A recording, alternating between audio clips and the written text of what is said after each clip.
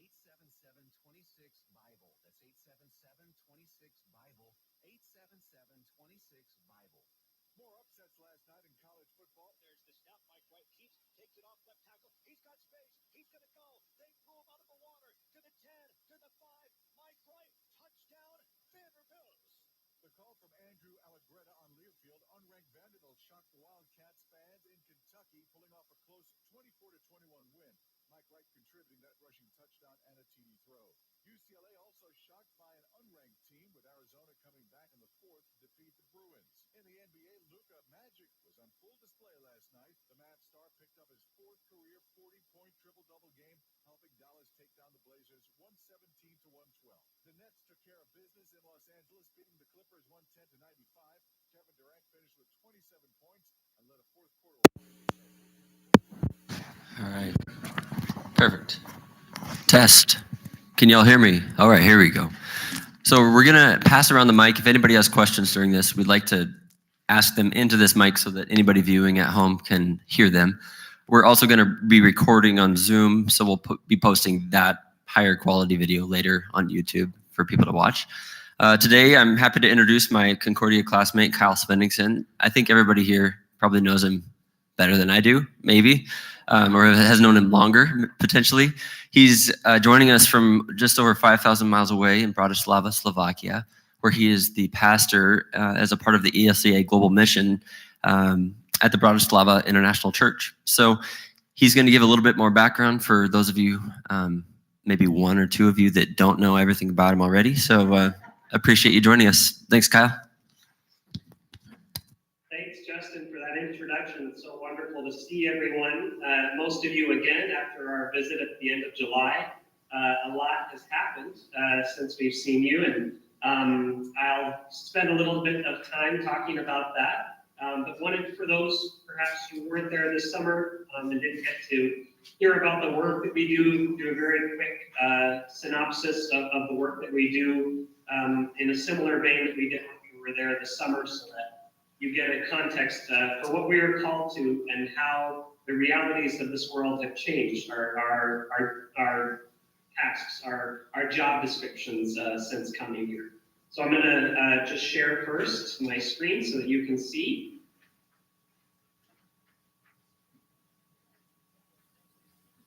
So it's important to know this is the part that we went through in July with folks, and we'll do again for those that were even there for a review, as I doubt everybody remembered every detail. We serve as long-term missionaries, which are 4-year contracts of the Service and Justice Home Area, formerly known as the Global Mission Unit.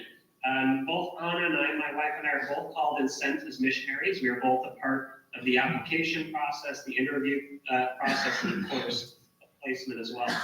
And your congregation is one of our missionary sponsors that makes the work that we do possible. So there's the details about our family. We have 3 boys. Odin is 7, Espen is 4, and Magnus is 1. And we have a golden retriever too. Her name is Moya. She's 6 years old. So what do we do here?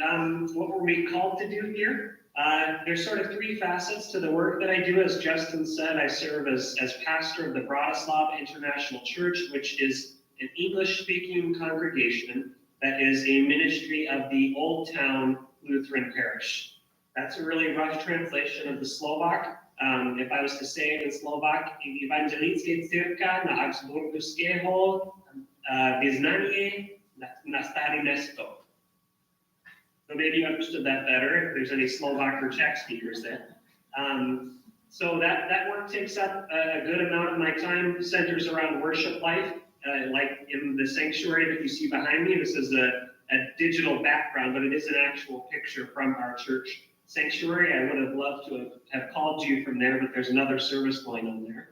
And these are actually our people that are in the pews too, so you get an idea of kind of the size and the makeup of our congregation. We're a very international group from a lot of countries, not just in Europe, but around the world, people coming for various reasons to live and work, and even just people traveling through that will come for a Sunday or two before they're moving on to wherever they're going. And at the Bratislava International Church, we have a variety of program ministries too that we do throughout the typical program year, September through June, May, June.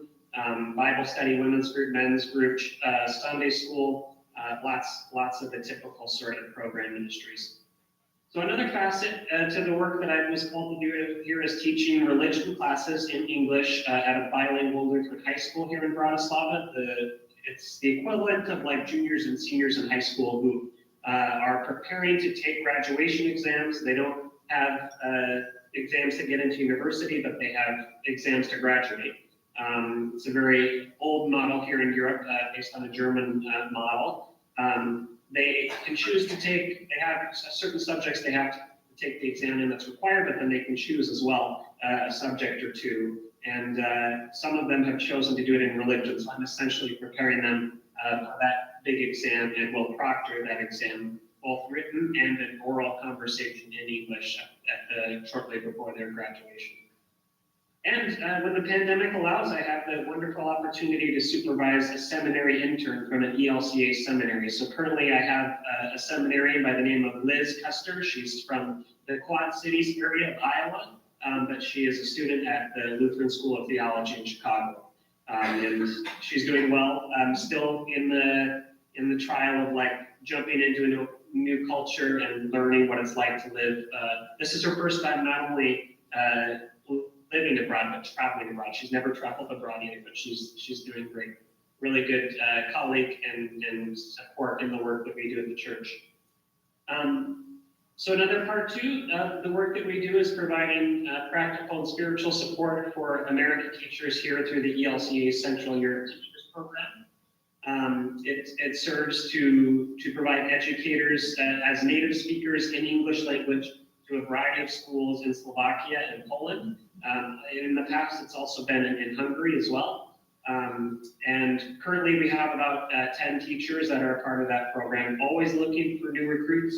So if there's anybody who's, postgraduate or like just retired that is looking to have a global experience, we're always looking for teachers. So we work a lot with that program to foster community and keep connected because we serve in various locations throughout the year. We like to have multiple touch points of connections for those people. And as I mentioned, Anna and I both are involved in a variety of program ministries in our church.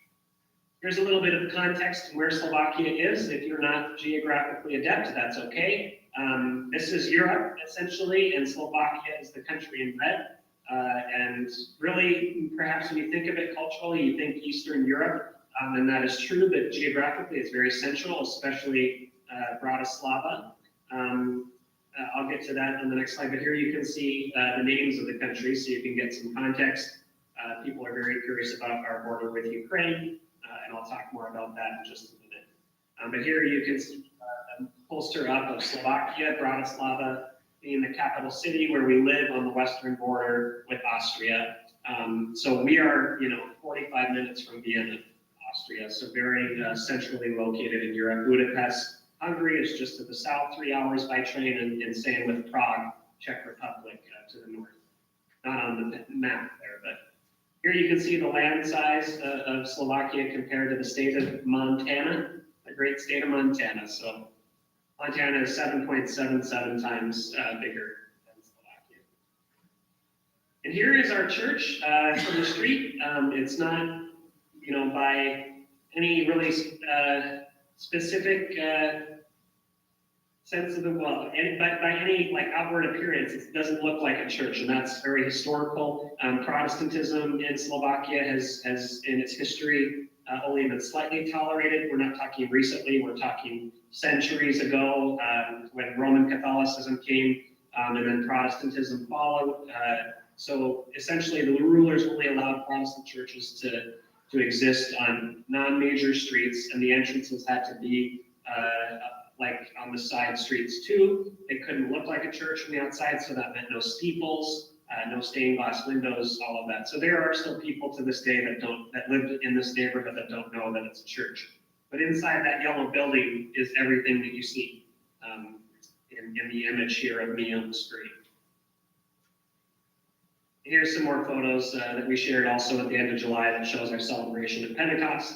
We have a lot of young folks, and we're really blessed with the energy that they bring to the church. I'm going to talk briefly about the efforts that we've gone to support Ukrainian refugees that have been coming through Slovakia since the beginning of I should say since February 24th, because of course the war, the conflict with Ukraine has been going on a lot longer than February 24th. But as a congregation, we've been doing a lot of little things that make a difference, right? As they say, it's, one drop in the water that creates ripples that go out and have a larger impact on not just the community, but we hope the world.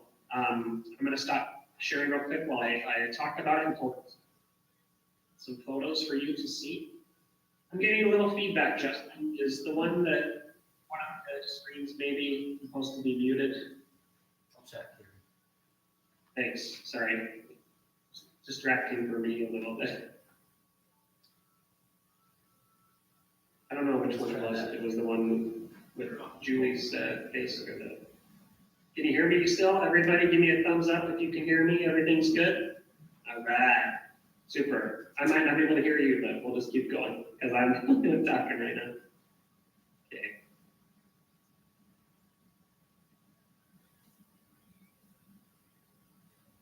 So here are our sweet boys at the beginning of the war, the outbreak of the Russian invasion into Ukraine. There was a call for a lot of donations, just like around the world, just like the U.S. I know, and so people were doing a lot of donating to various collection centers around the city to provide support. A lot of people were donating money as well, and we had people from our congregation that were using some of that money just to go out and shop and buy things, like mostly non-perishable items that could go to support people both in Ukraine and refugees around Europe. So we have images here of that. When my mom was here visiting, I took her on a shopping trip on behalf of the generosity of Northridge, so we thank you all for that. Here you can see an image of a donation collection center. It's basically a cultural house that they turned into a donation center. And the problem they realized, which is a great problem very early on, is that they were getting way too many donations, more than they could sort of keep up with organizing and then sending out where they needed to go. So people, then they were calling for volunteers to show up to help sort donations, essentially. It's not all garbage there. That's like bags of clothing that needed to be sorted and gone through and put on trucks. So we would show up at these donation centers, help organize, and when trucks would pull up that were going to various places to give the supplies, we would quickly load them and then get back to the work of sorting and organizing. So right away, we did a lot of that type of work. Before we actually saw the refugees coming into Bratislava, coming through Bratislava. This is the main station, train station, in Bratislava, where, primarily refugees would be coming through. Those who didn't have their own cars, for example, would be coming through this train station, and some would choose to stay, or some would choose to move on either to other European countries, or even, to an airport nearby that would be able to get them to another continent, which includes North America, because many Ukrainians we interacted with from the beginning had family, whether distant or rather close, in the States or even in Canada. So one of our volunteer groups showed up at the train station on a regular basis to clean two of the waiting rooms that they had turned into like shelters, basically, for passing through refugees to have a place to rest, to get things, to get supplies, to feed their dogs and cats. You can see dog food and a litter box on the floor. They would change the sheets and, just do general cleaning to keep everything hygienic and keep people healthy and rested, just to have a little bit of respite in the craziness of having to flee their homes. So here are just photos of our group. One of the rooms in particular was devoted to mothers with children, because as you know, many of the men by the law had to remain in Ukraine and leave their women and children to flee the country by themselves. And so one room was dedicated to mothers with high chairs and strollers, cribs and everything that they might need that they could just take as well if they needed. Those donations were always coming in. Diapers, wipes, you name it. Those were all things that were available. Clothing as well, as you can see, even baby carriers, baby Bjorns, lots of wonderful things. And there would be all kinds of signage that would point people to different resources that could help, including, immigration lawyers, help with setting up mobile service, all kinds of different help. Here's, a platform on the train. I love to show this photo. It's not one we showed this summer in our presentation, but maybe you remember a story coming out of northern Ukraine early on in the war when a Russian tank broke down, and a Ukrainian farmer pulled up in his tractor and offered to pull them back to Ukraine with his tractor. And so the protesters in Bratislava painted a tractor blue and yellow and parked it right outside the Russian embassy here in Bratislava as a form of protest to the invasion of Ukraine. This is one of the friendly spots, Ukrainian friendly spots in Bratislava. That was a place for them to store luggage, to have the chance to rest, to work. They had food here. They could be fed. The kids could play, as you see a kids corner. And then of course there was all these different efforts to sort of show support, whether it was sanctioned or not by the city or the government. People were showing their support. Slava Ukraini means in both Slovak and Ukrainian, glory to Ukraine. And even businesses were showing support through things like packaging. Here we are just out for a meal at the food court at the mall, and it was great to see. Here's pictures of some graffiti that's against a Russian cultural center, but this is evidence left over by those who were painting the streets. This isn't just a picture of our laundry, so don't be embarrassed. It's pictures of blankets that my wife helped organize, a sort of circuit of laundry washers for the blankets at the train station. We found that they were just throwing them away after a couple of days of people using them and calling for more blankets, when we were like, can't we just wash these and reuse them instead of being so wasteful? And they were having an issue coming up with more anyway. So it was a good solution. Like I said, one of the small ways that we were able to make a difference by washing blankets and starting that rotation of things. There were a variety of different occasions when we could call for donations too. This was at a street market when we had my wife on as a part of a group of mothers in Bratislava called Mama Slava that seeks to support each other in a variety of ways, but certainly in collecting donations that are really helpful for mothers with young children. So the stroller and the baby seat that you can see there, and all of these supplies went to Ukrainian relief. Yeah, I think that's good actually. There were a lot of photos, a part of the video that we showed that show this sort of national response to providing relief and help for the Ukrainians. But I'm not going to take the time because we don't have as much time to go through that. You can easily search that, and I encourage you to do so, because there has been a really great sort of national response from the Slovak government for helping Ukrainian refugees. And of course, since the beginning of the war, just like everything in the news cycle, it's sort of lost its attention, both in terms of the public eye and the government's eye. But it's not to say that they've forgotten about Ukrainians and aren't still trying to do what they can to help them. So there's I would say that, as the war continues to rage on, we aren't seeing as many like new Ukrainians coming yet. But I think as soon as it gets colder than it is now, and because of the recent attacks by Putin on the infrastructure, the energy infrastructure in Ukraine, the European Union, a lot of the countries are preparing for a greater influx of Ukrainian refugees that are fleeing the country simply because they cannot keep their homes warm, and they cannot have the access to the energies that they need to survive, to live. And so we are preparing a variety of ways to sort of help do that, just like we did at the very beginning by providing housing. Many members of our congregation in February opened up their doors to families they'd never met. There was a variety of online forums where people could post like, I have a home with an extra bedroom and a private bathroom that I could take 2 adults and a child, or so on and so forth. And a lot of those families hosted those people at no charge for an indefinite amount of time.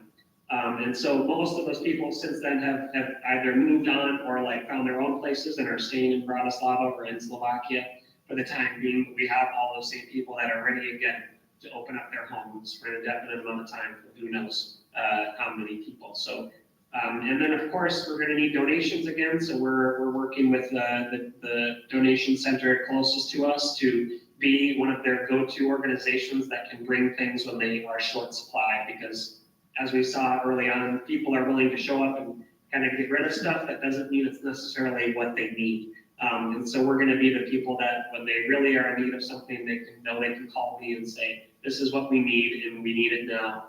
And we'll get a group together to provide it, to go shopping for it or to find it and provide it. So all that being said, I want to sort of finish this and leave the last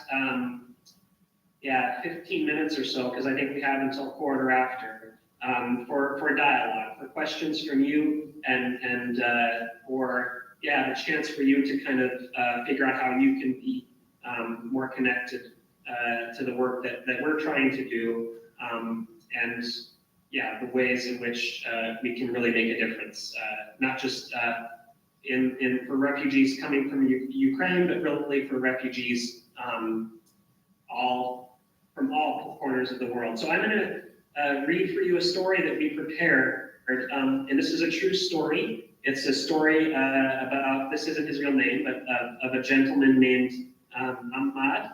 And Ahmad is a native of Iran, but moved to Slovakia many years ago. And so I'll just share this story with you because I think it sheds some really interesting light on the sort of national pride around the response to Ukrainian refugees coming in when refugees like Ahmad have been here for a lot longer. So just listen to the story. The story begins not at the beginning of our service in Bratislava and in the country of Slovakia, but rather in reverse, with our work most recently with Ukrainian refugees fleeing their war-torn country. When the war broke out this past February, like the rest of the world, we readied ourselves to help as many refugees coming to and through our city. It was inspiring, truly inspiring, to see the way in which the people of Slovakia responded in a big way. And we as a church and the country of Slovakia welcomed hundreds of thousands of Ukrainian refugees into our little country with open arms, ready to give up rooms in our homes, the clothes from our closet, and food from our pantry. It was easy to welcome and to want to help those refugees in various ways. And I could talk more, like I've already done, about Ukrainian refugee efforts in Slovakia, but this is not the story I really want you all to hear today. I want to tell you the story of another refugee from Slovakia. We'll call him Ahmad, and he also happens to be our good friend. He came to Slovakia as a refugee from Iran and converted shortly thereafter to Christianity from his native Islam. Through his own sense of calling and journey of faith, he was baptized and confirmed in our church in Bratislava. He registered with the Slovak state as refugees seeking asylum more than 7 years ago, just like the thousands of Ukrainian refugees have done this year alone. But his journey wasn't so immediate, so well received. He was not welcomed with open arms in Slovakia. Despite going through all the proper legal channels and requirements, Ahmad was continually denied asylum or refugee status in Slovakia for no explicit reason. Ahmad's case kept getting passed along from one court of appeals to another, eventually working its way all the way to the equivalent of the Supreme Court in Slovakia, where a pro bono immigration lawyer helped him argue his case. Some background on immigration in Slovakia. Like many countries in Europe, most foreigners coming to the country wishing to seek temporary residency of any kind must provide an almost endless list of documents for review. But interestingly, one of those documents must be an authentic certificate of Christian baptism. Before our time in Bratislava, Ahmad had worked with our predecessors to vouch for him by writing multiple letters of endorsement to government officials.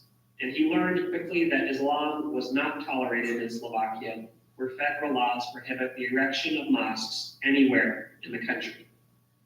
Since our time of service began here, I have written at least 3 letters of endorsement in support of Ahmad, specifically affirming that he is a confessed, baptized, and confirmed Christian. I did this not only because it was true, but because of the disbelief of those in power to this fact, who find it difficult to believe and accept that a formerly Muslim man from Iran would ever become fully indoctrinated to the Christian religion, let alone their culture and country. Despite all that Ahmad has endured these past many years, denial after denial, his faith has never wavered. He hasn't run away from his problems and the continual racism and prejudice that he experiences in Slovakia. And he can't return to his native Iran either, because of the many death threats he has received from members of his own hometown for having converted to Christianity. He continues to show up for worship each week and to be an integral part of our community, and is actively involved in various ministries of our congregation. He even designed and created out of his own pocket a very attractive and appealing sandwich board sign that we place on the street each week to invite passersby into our church that says, "All are welcome."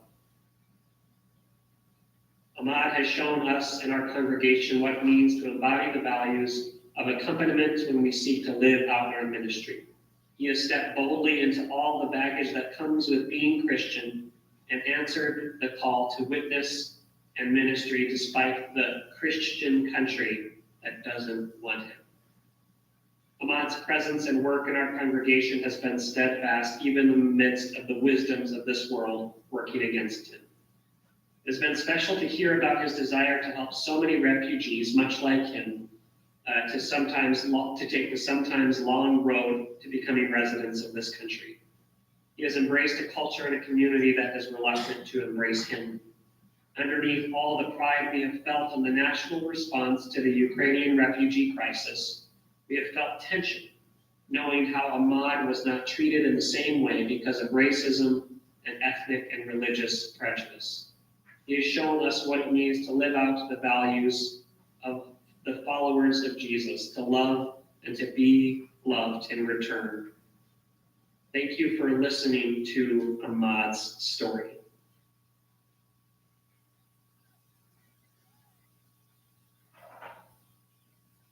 With that, I would like to sort of hear your questions, whether specifically about the Ukrainian refugee crisis or specifically about Ahmad and his story and the sort of pastoral care that I've had to provide to him throughout his journey as an immigrant, as an asylum seeker in this country. I'm really happy to say, I don't know if I gave this report when we were there. I think I told a few of you about him, perhaps. Even since we shared this story at our conference in Chicago, our Global Mission Conference at the end of the summer as a keynote. We were asked to do this, honored to do so, to share Ahmad's story, but found out shortly after that he was accepted, and his asylum status was finally accepted. And so he is living as a legal resident of this country and has a job and is thriving. That's not everybody's story, but that's his story, and I'm grateful that we've been able to journey with them, even if it didn't have the outcome that it did. Questions, comments, things you want to ask? You might have to unmute somebody now there, unless one of the screens, I don't know. Hey, Kyle, I have a question. I was curious if there were Russian expats living in Slovakia before the major escalation of tensions, and what the actions or rhetoric has been towards Russians that were already living in Slovakia. Yeah, that's a really interesting question.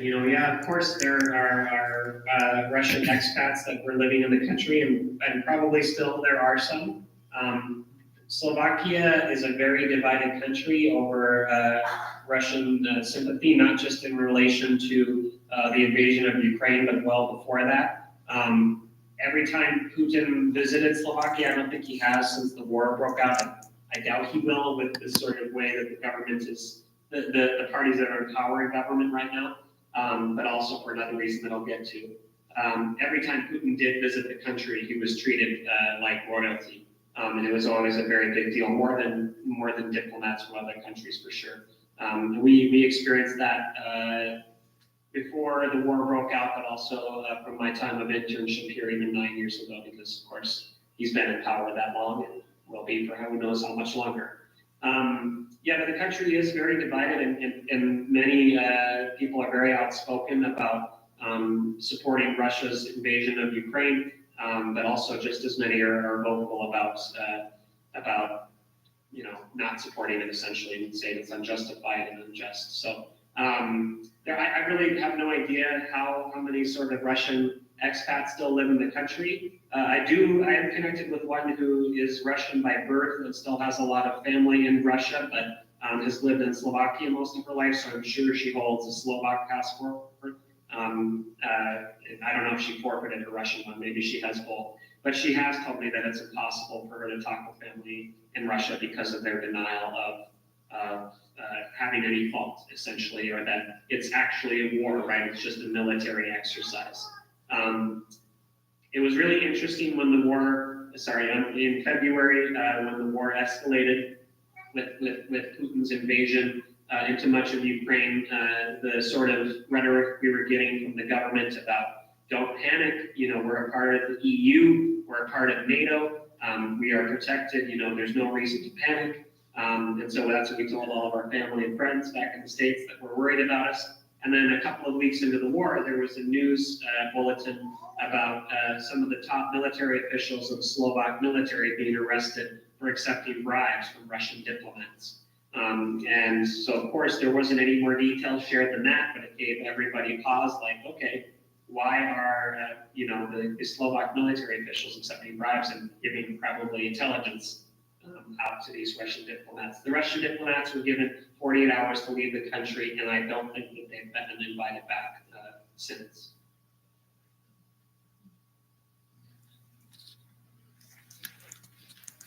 Other questions, comments?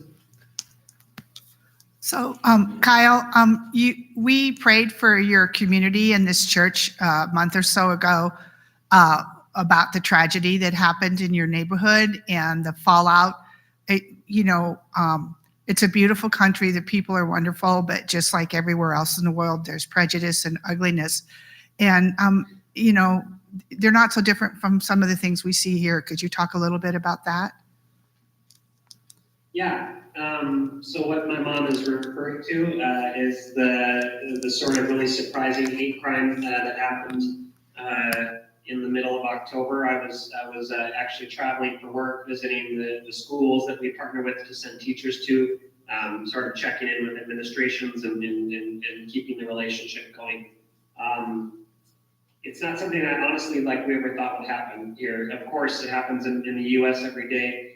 There was a really radical nationalist neo-Nazi who showed up at a known gay bar and murdered 2 innocent men and fled. Was on the run for about 12 hours before in our neighborhood, as my mom mentioned, just a couple of blocks from our house. My wife was putting our boys to bed and heard all the sirens going by, which is a very typical sound for us to hear because we live on a street that connects from the presidential palace all the way up to Parliament. So all the time diplomats are going by with their motorcades, But then she knew something else was wrong when she heard the helicopters overhead, like multiple helicopters, because of course they had started a manhunt for the suspect and then consequently found him dead the next morning from self-inflicted gunshot wound. But he wrote a large manifest, of course, that he placed online just a few hours, not just showing prejudice and racism toward people of color, but prejudice toward Jews and LGBTQ plus people, and it was simply a crime of opportunity for him that he knew that place, and because it was a Wednesday evening, there was not really a lot of worships going on, so he couldn't go to synagogue, for example. And it's a very sort of ethnocentric country, so there aren't a lot of people of color. It's not like they gather at one place, like perhaps people in the LGBT and in the queer community gather. And so it shook our community in a variety of ways. You know, it sort of made people feel unsafe. Certainly our family dealing with the grief of like such violent crimes happening in our neighborhood, but also the hatred that can drive people to do such terrible things is just unfathomable and really dismaying. But it really it's not the way in which you want to see people come around and support a community that has been punished and hated and abused for so long, but it has really provided an opportunity for really many people in this community, at least, to really rally around the queer community and show support for them. It was really sad to hear that, like, the week after this happened, the government voted down legislation that would provide equal rights to LGBTQ plus people in a relationship that heterosexual couples have. And so, yeah, it's a really difficult place to be in a community where honestly we have many queer people in our congregation that we love and accept, and they don't feel safe here anymore. And I can't do anything more to sort of say, like, you know, you're safe, because I really can't provide the safety that they need. And so it's been really hard to sort of grieve, of course, to process, but also figure out how we can work to seek justice in a place where injustices happen. And that's a catch-22 for us, because as global mission personnel, we have explicit instruction in our contracts to not be engaged in political rhetoric in the countries that we serve, because of the consequences that could come from that.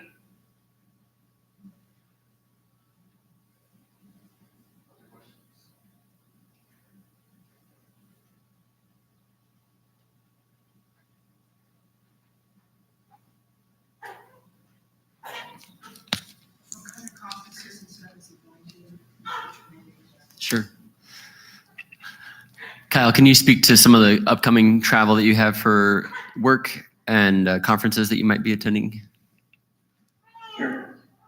Yeah, so, you know, it's really a really unique place to do ministry, parish ministry, yes, but also the ministry of the work of the teachers and the sort of different collegial groups that we have. So we have various ELCA associated missionaries that are in Europe that gather when we can. We haven't been able to gather in person since before the pandemic. So this week, my family and I are traveling up to Leipzig, Germany. And for those who know anything about Germany or Protestant history, it's a significant city, both in terms of culture and German heritage, but in terms of where a lot of Luther's teachings and ideas that came out of the Reformation really took hold and started to spread. A place that he preached many times and met with other church leaders and political leaders too.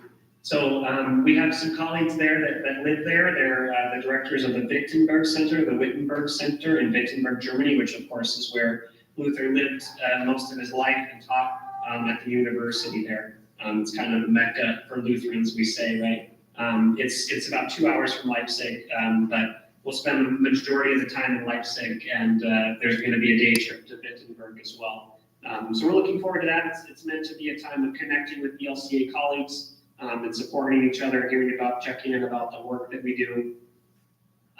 Yeah, so I think that's coming up this week, and then we enter the season of Advent just like you, so it gets pretty busy before Christmas. So no real travels, business or otherwise, before Christmas. And then coming up in January, another hat that I wear that I didn't mention is that our church, our congregation here is a part of an association of international churches in Europe and the Middle East. It's a long title, so we use the acronym ACME. And I serve on the executive board for that as vice president and responsible for planning our next conference. Last year, we met in Rome with our colleague who is the director of the Methodist Ecumenical Office there. And that was a really cool experience. Big shoes to fill after getting to meet Pope Francis, shake his hand, and thank him for his work in ecumenism. But we're going to be meeting in Prague come May of 23, and Prague is a very rich cultural and historical place as well, and they working closely with the Evangelical Church of the Czech Brethren, which is essentially the largest Protestant denomination because it's the only Protestant denomination in the Czech Republic. Essentially, all the Protestants decided to come together because of their low numbers compared to Roman Catholicism and the nuns, right, the nun church. So working with them to create a conference there that is a little less formal, because we have a lot of formal meetings with cardinals and the Pope in Rome, and we're making it a more family-friendly gathering in Prague, but still taking in a lot of the work of the church there and the historical and cultural heritage of the Czech Republic as well. So I have to travel there in January with my executive committee to sort of do some planning, do some research, and then in May of 23, we'll have our conference there for a week with colleagues from Europe and the Middle East, essentially. So we're an association of, I think, about 25 or 30 churches, and yeah, it's a really great group that is multi-denominational. It's not all Lutheran, it's international churches from a variety of different Christian denominations. I think that's all the travel that I know about at this point. There could be other travel my wife has planned that she hasn't told me about. Other questions? Kyle, you mentioned some native English-speaking opportunities for people that travel there. Are there any digital options for that for educational-minded members here? Yeah, that's a great question. So through specifically through our Central Europe Teachers Program with the ELCA, the only option for that program is in person. And it's not as perhaps overwhelming as it might sound. It's really a pretty, we've streamlined the process because we've had a lot of practice, right? So even if you want to just have 1 year of experience doing it, that's all you can sign up for. But there are opportunities for tutoring with students here in Slovakia that we're actually having a consultation here in Bratislava with all the schools at the beginning of December. It's another conference I'm going to do, but it's not one I'm traveling for, others are. Where all the schools are coming together to strategize about how to support our American teachers, but also about how to share resources with English language development. And we're hoping to sort of set up a platform in which students, if they need the extra tutoring, can meet without, because usually tutors cost a pretty penny here in Bratislava or in Slovakia, especially native speakers. So if we can work with wonderful congregations like you and people who have the time to give an hour once a week or once every 2 weeks to a student here to practice English language conversation, that's certainly something we can let you all know about. Sort of digital pen pals. Yeah. Okay, Kyle, just one other question I had from a organizational standpoint. That all? One other question, just from a kind of a logistical standpoint. Lutheran Disaster Response and Lutheran World Federation, Lutheran World Relief. Can you talk a little bit about, if we're looking to try to educate ourselves and learn more, where do we start?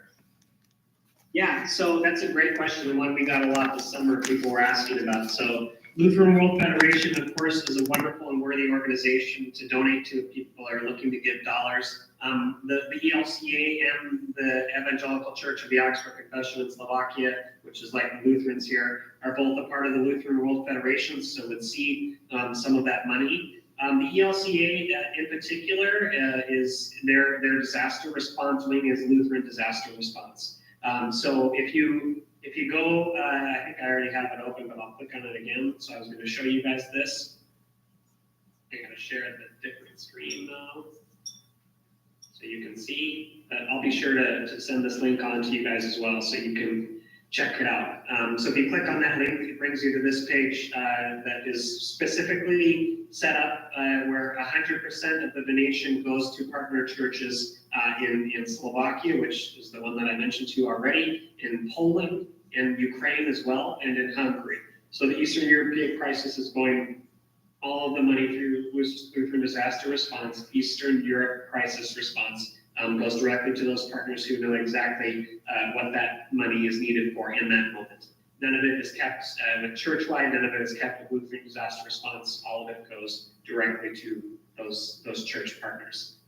People have been really generous, as I mentioned this summer, wanting to just give us the money to sort of use to, but we are a very small church that doesn't have the infrastructure to deal with really large donations. And so when we get a couple €100, which we don't like to do all the time, we could go do some shopping and take those things to supply centers, donation centers. But really the best way and the most tangible way to really make a difference with your dollars is through Lutheran disaster response, in my humble opinion. But any way that you feel called to help, I think is appreciated and makes a difference for sure. Any other questions? All right, thanks, Kyle. I think we'll wrap up. Look forward to seeing you again in the future. Thanks, everybody, for joining. Have a good day.